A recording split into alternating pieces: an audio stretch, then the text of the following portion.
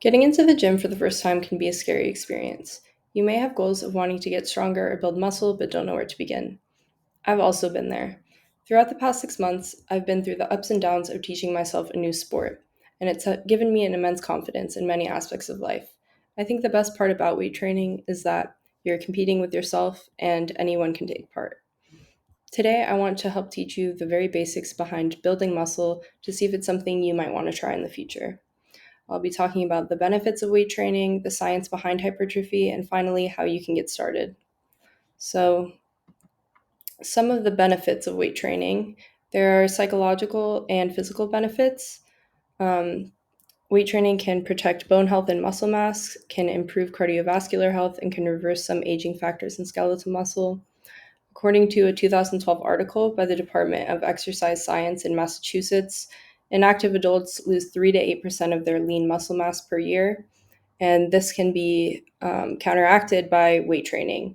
Some of the psychological benefits is that it improves cognitive abilities, independence, and self esteem, and it can also protect subregions of the brain, specifically the hippocampus in the brain, from degeneration. And the hippocampus is important in learning and memory. So, next is the science behind hypertrophy, and hypertrophy just means building muscle. So, first, there's trauma to the muscles, in which the muscle fibers are injured. And second is muscle repair and regrowth. So, satellite cells are activated and rush to the site of the injury to begin repair, and they then fuse with the affected muscle fibers, increasing mass.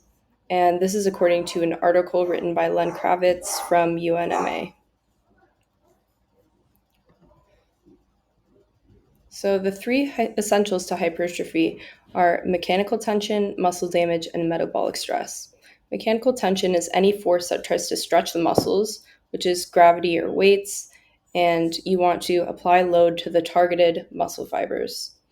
Next is the actual damage of the muscle fibers, which is achieved by reaching failure or close to failure when you're training. So, meaning you push yourself to where you can't perform any more reps with proper form. And lastly, is metabolic stress, which is the chemical process of synthesizing nutrients to release kinetic energy or metabolism. And you must eat enough protein for protein synthesis to occur. Next, I'm going to be talking about how you can get started. So, obviously, an exercise plan is a very good place to begin.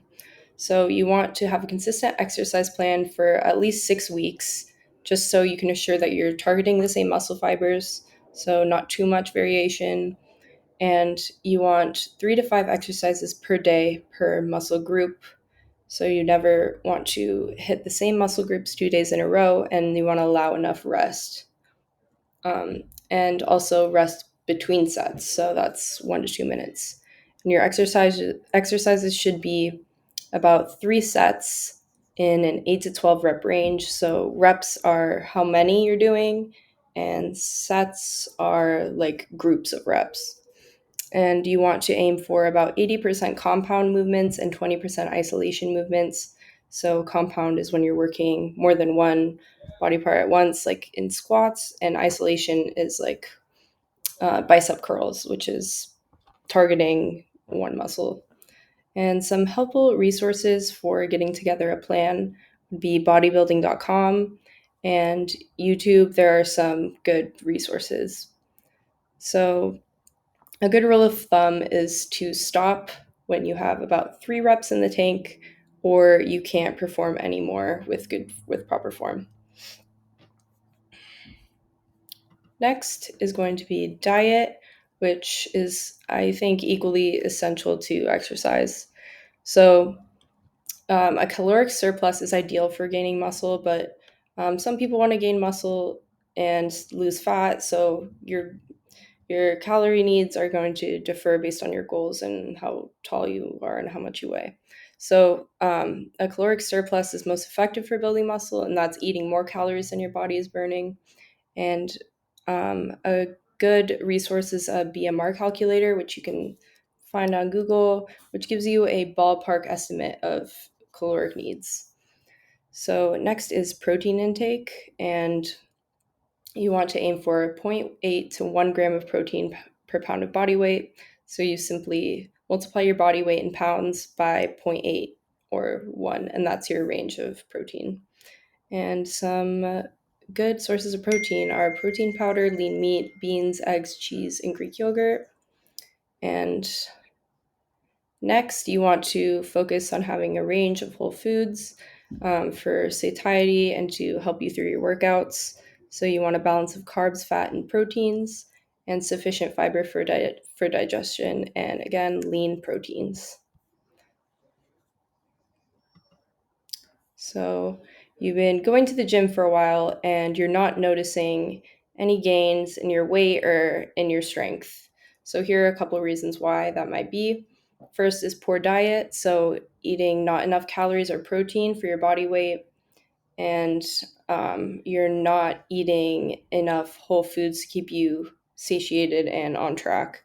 Next is not tracking your workouts, and um, this is very important. So you want to know how many reps you're doing, how many sets, and how heavy you're lifting so that the next time you can go a bit heavier, a bit or one more rep.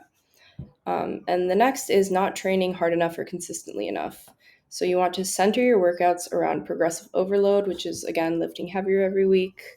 And you want to keep the same workout split for a number of weeks and also have a proper range of exercises. So, today I introduced to you the benefits of weight training, the science behind it, and how you can get started in the gym. Learning a skill does take time, patience, and consistency, but I've inspired you to take the leap and try something new.